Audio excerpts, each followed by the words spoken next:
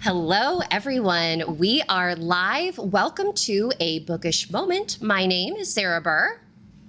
And I am JC Kenny. And I tell you what, Sarah, I am super excited because, well, it's Thursday afternoon. It's Baby Friday. The weekend is basically here. I've got the Florida beaches on my fake background because we get to visit today with a living legend who really is from Florida. So her background, if she wanted to, would be the real thing, not a fake thing like I've got. So, I think that means it's time to get bookish. Yes, my favorite thing to be. And JC, you are so right. Living legend with us today, you guys. New York Times bestselling author, USA Today bestselling author, winner of how many awards I can't even name off the top of my head right now. We are so thrilled to be joined today by none other than Joanna Campbell Slan. We're going to be talking so much cozy mystery today, you guys. We're going to have so much fun. Joanna, we are so excited to have you here with us on a Bookish Moment. Welcome to the show. Well, thank you. Thank you, thank you, thank you. I'm delighted to be here. You have had a just absolutely amazing career that so many of us can just dream of. I would love to get a little bit behind the curtain with you this afternoon as our folks are joining us via the chat. We've got a lot of folks chiming in, welcoming you to the show. We've got Mizan saying hello, everyone. Regina Williams saying hello, everyone. DHB saying good Thursday afternoon. Ed is saying cheers. And Farmhouse Reader saying hello. Folks, if you're joining us, please make sure that you are logged into your YouTube or Google account because that will allow you to type any questions that you have for us in the chat. We love taking questions from the audience, and I'm sure you guys have a lot of questions for Joanna. But if there is anybody out there who may not be familiar with you and your work, Joanna, can you share a little bit about your journey with us? How did you get started? Just, how did you fall in love with writing, and what about that love brought you to writing mysteries? Good question. I grew up in an chaotic alcoholic home. And as soon as I learned to read, I realized that books were an escape from that. And my mother allowed me to walk to the public library. It was 13 blocks away. And I would come back with stacks full of books. And so writing was the natural next step because everything in my world was about living somewhere else in my head. As for mysteries, I think what I have to do is thank Lawrence Block because he came and gave a presentation to Sisters in Crime. And I realized that mysteries had a structure. And even though I had a degree in journalism and I'd written a lot, nobody really teaches you to write a book. And if you don't have any structure, then what happens is you have no idea where to start and where to end and where to go. So that was so useful to me, just to realize that there was kind of a path and that I could take that path. And I have to admit that another thing that I really like about mysteries is the fact that mysteries matter. We want to see justice done and we want things to come out right. And we'd all like to feel that the good guy got the happily ever after, and the bad guy was found. And since that doesn't always happen in life, I can make it happen on a page. That is so true. That's one of the things I will tell people I'm a broken record when it comes to it. I like my happy endings. I like it when the good guys come out on top. And you have certainly come out on top through a heck of a lot of hard work, just in your writing, fiction, some nonfiction, your writing career. You've had over 80 projects published. I think, well, I'm happy about having 20, but that you are a true inspiration for all of us in the writing community, because you've had such great success. You are so prolific. You're still giving us new stuff all the time. Can you talk a little bit about what makes it fun for you? What motivates you now, because you've accomplished so much already? I have so many stories that I still want to tell. In fact, I was just thinking about that today, because I'm going to rewrite the beginning of Die Die Birdie, which is supposed to come out July 1st. But I was thinking, why in the heck am I doing this? Because I enjoy what I do. I want it to be the best that I can. And when I got feedback from a trusted friend, Neil Plexi, I thought, okay, I'm going to dive in and I can do this. Yeah, what Neil said made sense.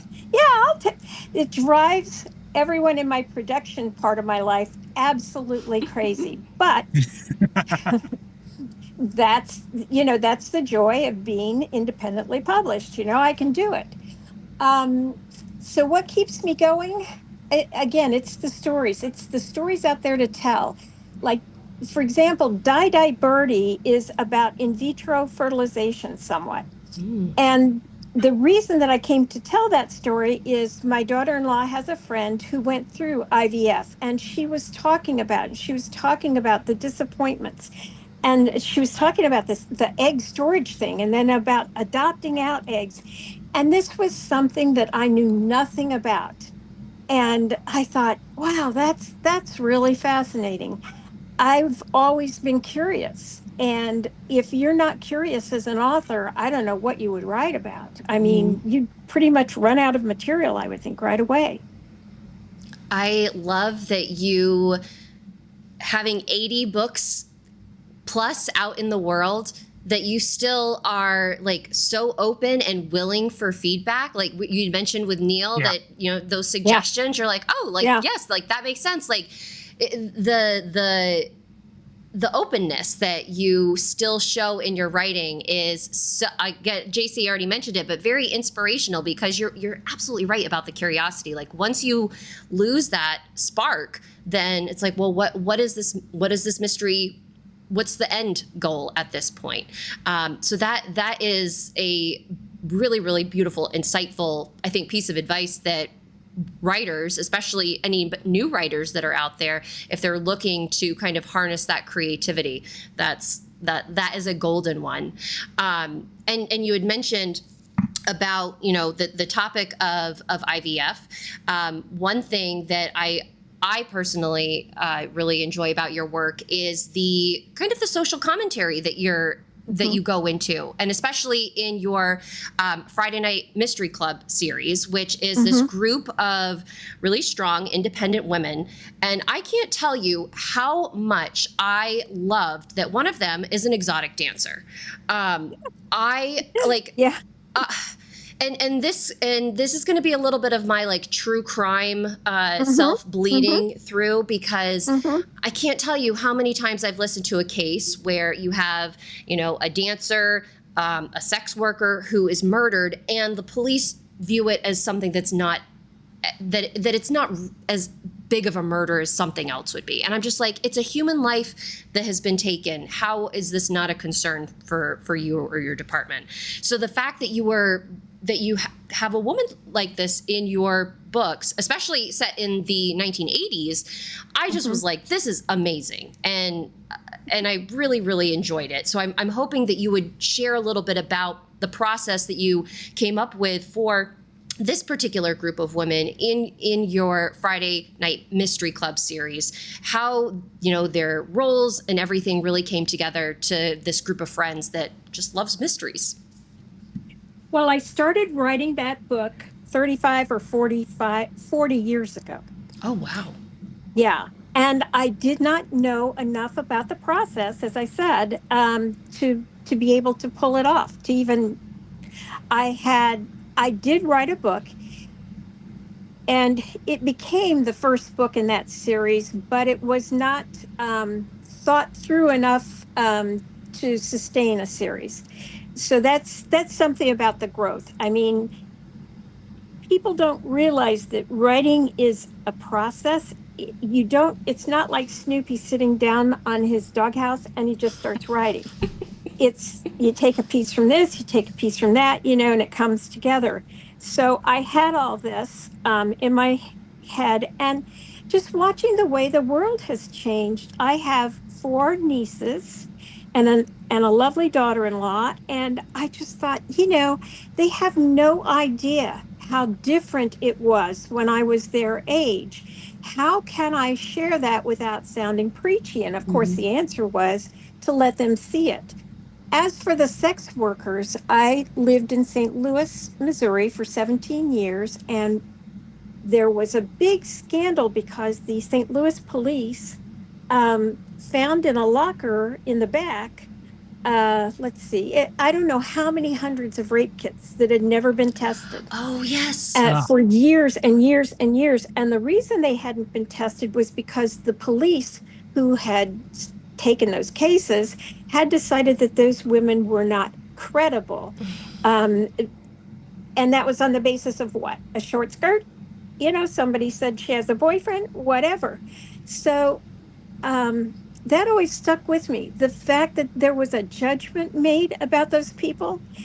And let's be honest, that it was a judgment made about women by men in power, men who could have been protectors and instead decided this life isn't worth anything. She deserved whatever happened to her.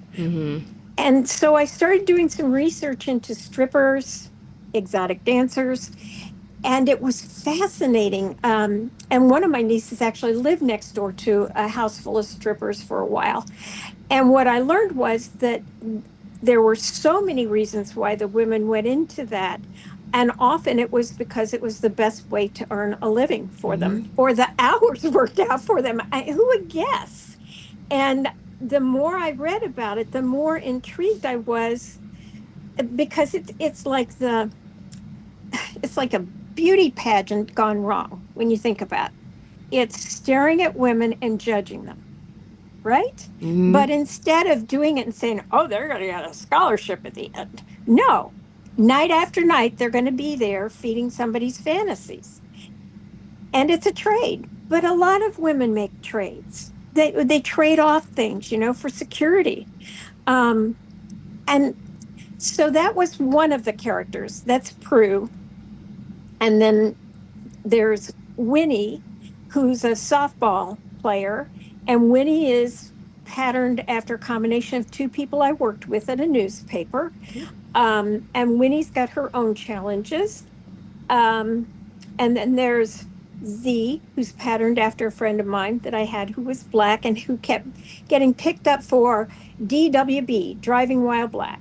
She was a highly placed executive at Archer Daniels Midland, and she was so proud to be able to buy a nice car. And what happened? That just marked her for every cop along the way home. And then the other person is Rosie. And I have to admit that Rosie's going to be probably most of a challenge to develop, because Rosie is Hispanic. And I don't know that many Hispanics who lived through that. I mean, I am going to have to find some people who lived through that period and in a situation like Rosie's, so that I will have a better sense of their lives. So that's how those women came together. Wow. And I thought, well, what would draw them together? Well, to me, it was a shared love of mysteries. And then eventually, as the series goes on, they become kind of vigilante-ish. But that made sense to me. It was a very normal and natural progression. they're just a great group of women, and I love and we haven't really touched upon Cragen, who is our protagonist, and we Yes. see the world primarily through her eyes. And in your latest book, Wednesday's Wicked Ways, we have Cragen. Oh my gosh, so this might date me a little bit, but the fact that her everyday life, I was fascinated by it because, we start off, she works as an ad executive, and she is driving around town to pick up the ads for her clients. And I am sitting there reading this being like, why isn't she just emailing them? I was like, oh my gosh, Sarah, they did not have email during this time. But seeing she's referencing her Rolodex, which I know what a Rolodex is. It's just been a long time since I've seen one reference. And it was such a, I don't know, because I know the 80s because I was born in the 80s, but I didn't get to experience it in this way. And I just thought that seeing these women, be awesome, be in total control of their lives and not leaning on men to solve all of their problems. I loved the sense of just power that I got reading, and the setting I think is just so important that we've always, I think I even wrote it down. I gotta see if I have my where in my notes, because it was such a great line about oh my gosh, I apologize, I can't find it here, but it was a great commentary of the times. And I'm just curious, how did Cragen come to you as kind of the main character of this group of women? Why did you decide that, how did she become an ad exec, or why was she an ad executive in your mind? And then just introduce how she kind of came into your life. Gee, I wish I could say that I'm totally imaginative. Cragen is me 35, 40 years ago. I divorced a media star who was a totally messed up person. And the only way I could make ends meet was to get a job in advertising, because after Woodward and Bernstein, the schools were turning out journalism students left and right. So if you wanted a job working for a paper as a reporter, you made very, very little money. It wouldn't have covered my student loans.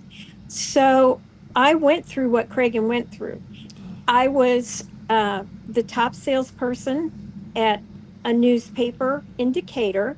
It had the highest cost for advertising, one of the top 10 in the U.S. in terms of cost. And at that time, Decatur was in the top 10 in the U.S. in unemployment. Oh. But here's the thing. If you've never lived through a really good cush time, you don't know. All you know is just go out and bust your bottom. And that's what I did, because it was worth it to me. The great thing about selling was that no one could control how much money I made. Only I could control it. And actually, some of the things that happened to me I put in the book. I had a client who picked me up and put me over his shoulder and walked me out of his store and said, "Don't ever come back." Oh gosh. And I thought about it, and I went and I got my car, and I thought, I have a good product. I'm good at what I'm doing. I'm not going to take this. And I got out of the car. I walked back in past all of his employees and said, "I am here to take care of your advertising." And he became one of my best customers. And that happened time after time. So it doesn't take a lot of imagination so much as it takes kind of a good memory to think back to those things, because I was literally living to survive. And most of the women I knew were in somewhat similar situations. We were struggling. For example, my college professor's husband died, and he was a professor and she was a professor. She came in one day to our class, and she was she was white as a sheet. And she said, the bank is going to take my house away because my husband's dead. And they said, well, we can't have a single woman having a mortgage. There was a woman in one of my college classes who came in and she said, and I took one of the first women's studies classes offered at Ball State University. And this woman came in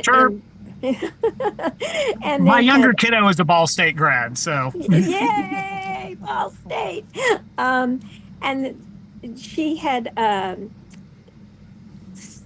finished the paperwork for the sale of her house with her husband, and she was astonished to find herself listed as collateral for the loan, because until the late 70s, early 80s, women were their husband's property. And it's things like that those are slipping out of our fingers in terms of our progress as women. One of the reasons that I write is to take things like that and crystallize them and put them in amber so that the next generation can know and hear about it. When I wrote the book before Die Die Baby, I don't even remember the name of it now. Sleigh Bells Ring. And the one before that, I talked about COVID. And I had some people that were upset with me about it, but that I wrote them the year that my grandson was born. And I thought, how am I ever going to explain to Landon why this respiratory virus caused people to run out and buy toilet paper? Right? I completely,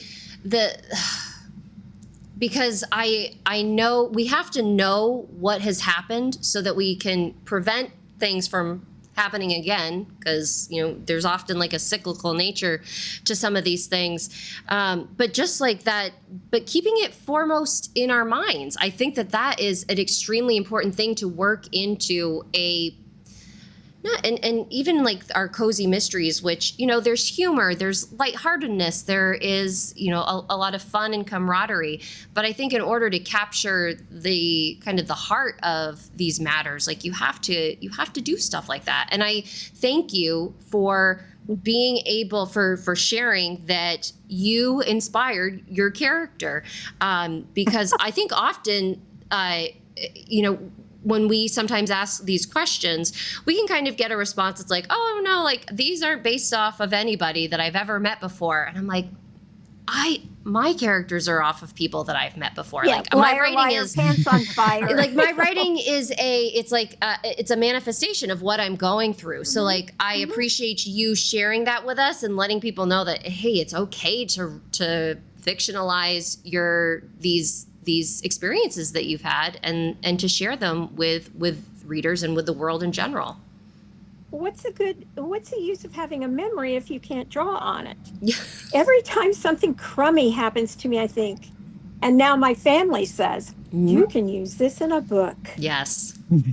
And that's absolutely true. Everything that happens, we can take it, and we're alchemists. We can massage it. We can say, what if? We can work with it, and we can make it have value.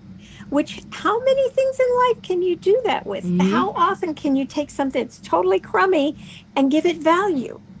Yep. Well, and I tell you what, again, at the risk of sounding like a broken record, this time, we're spending with you, Joanna, is so inspirational, because one of the things that you're talking about too that comes to mind is the spark that you create in your readers, especially when we're talking about, from like, for example, the 80s, with the readers looking through like, oh, did that really happen? Or, oh, come on, did that really thing? And now, since we have the internet now that we didn't have in the 80s, Sarah, it's one of those things where then that gives readers an opportunity to learn while they're having a great time. I think so. I think that cozy mysteries are perfectly positioned to do this too. And the reason why is the cozy mystery amateur detective doesn't solve the crime because of police procedure. They solve it because of something that they noticed that was askew in the environment. So the richer we can make that environment, the more intricate, the more realistic, the more we give that sleuth things to work with. But again, maybe I'm just a huge egotist and I just think my life is worth recording in some sort of way. Or maybe I'm just incredibly lazy and I don't want to go out and have new experiences. But on the other hand, I was just going to say, I don't think somebody that has written 80 books is lazy in any way possible. Like, yes. Thank you. I very much agree that like our lives are, I mean, the writer is meant to take this world and, you know, reimagine it, put it on paper, just do something with it. So I think that it is a wise way to craft real characters that we can relate to because of the authenticity that is behind it. And really quickly, Joanna, we do have a comment from one of our viewers. Ed is saying, sharing experience is priceless. We don't have enough time on this earth to make all the necessary mistakes on our own. So thank you.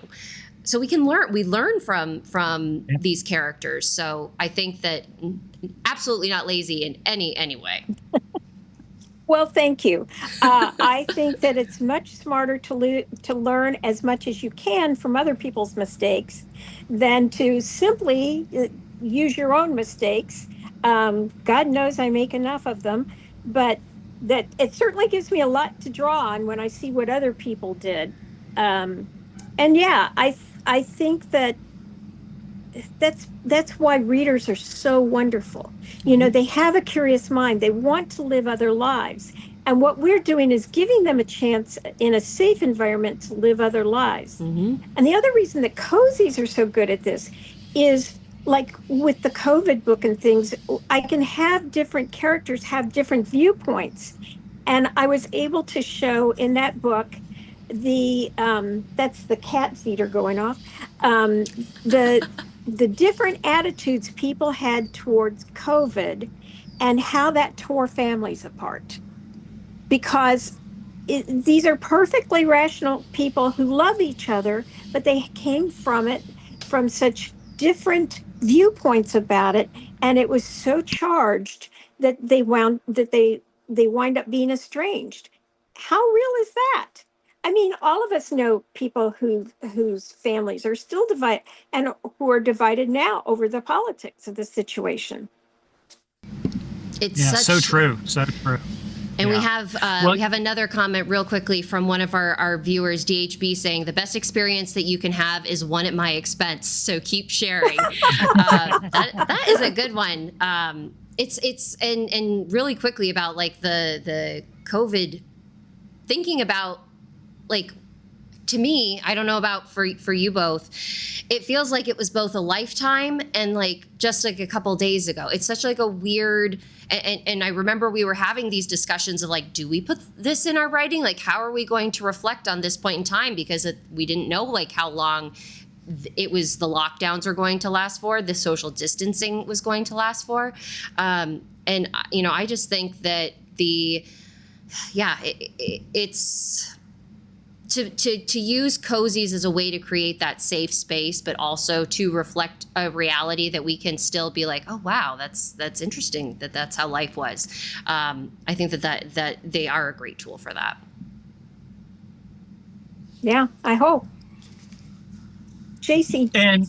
And you know, on that note, I'm going to kind of ruin the party here, unfortunately, Joanna, because we are almost out of time, because this has been just such a delight listening to you and chatting with you and getting the chance to visit. You know, since we've only got a couple of minutes left, I guess what I'd like to ask real quick for folks who, like Sarah said at the opening of the show, who are new to you, how can they keep up with you? Where they find you? Do you have a newsletter you want to share? Anything like that? Yes, I'm on Substack, so they can put my name on Substack, and I send out a newsletter at least once a week, sometimes twice if something's coming up. I also have an active, wonderful Facebook page called Joanna's Readers. So if they go to Facebook and put in Joanna's Readers, and I think they can do it without an apostrophe, I think that'd be fine. They can find out different things through that. And then Linktree. It's bit.ly/JC Slan. And that links them to free reads and all kinds of stuff. Ooh.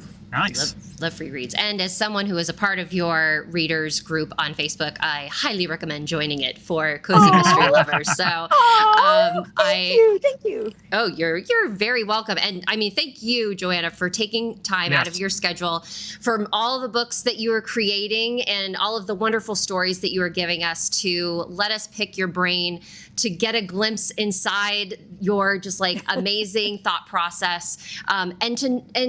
And the thing that like resonates with me most is just the joy that you find both in your storytelling and what you're giving to people. So like you're leaving people with thoughtful work that they can really reflect on. And I thank you so much for doing that in this space. Well, thank you both. And I love what I do. So I am so fortunate, and I hope it shows. Oh, I think it does, like 10 times over. It really is such an honor to have you here. Thank you so much. Thank you to our audience members who joined us live. For those of you watching after the fact, we thank you for being here. You can always leave us a comment and we can respond even after our show has concluded. Joanna's Linktree information is in our show notes, so you can click on it right from there, so you can get access to website, her free reads, and everything that she has going on. We will be back with more shows next week. I believe it is our season finale of the Bookish Hour. We have a couple more Bookish moments this month, but our season finale is with Lynn Cahoon. So we're in for another treat. Joanna, I hope that you'll come back and visit us anytime, because I'm looking at the time and I'm just like, oh man, like this could be not a moment. It could go on for a week of conversation. So I really, really hope that you'll stop by and talk more with us in the future. I'd love to. Thank you both. You're very, very welcome. And until we see everybody again, stay bookish, folks. Have a good one.